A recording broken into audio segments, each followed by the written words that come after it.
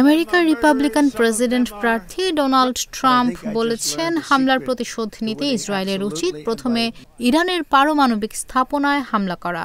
স্থানীয় সময় শুক্রবার নর্থ ক্যারোলিনায় একটি নির্বাচনী প্রচারে অংশ নিয়ে তিনি একথা বলেন।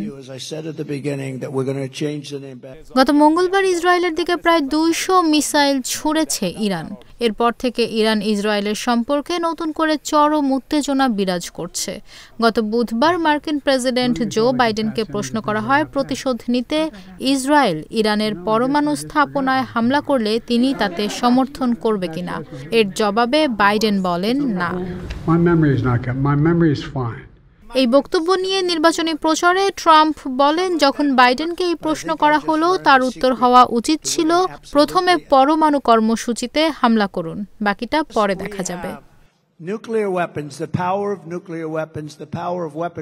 রিপাবলিকান প্রেসিডেন্ট প্রার্থী ডোনাল্ড ট্রাম্প নির্বাচনী প্রচারে খুব কমই মধ্যপ্রাচ্য সংকট নিয়ে কথা বলেছেন।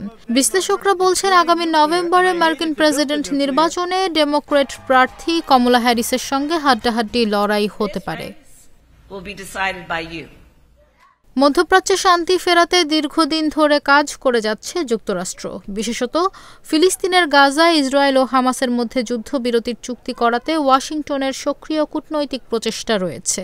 কিন্তু এ বিষয়ে ইতিবাচক কোনো ফলাফল এখনও দেখা যায়নি, বরং সংঘাত আরও বেড়েছে।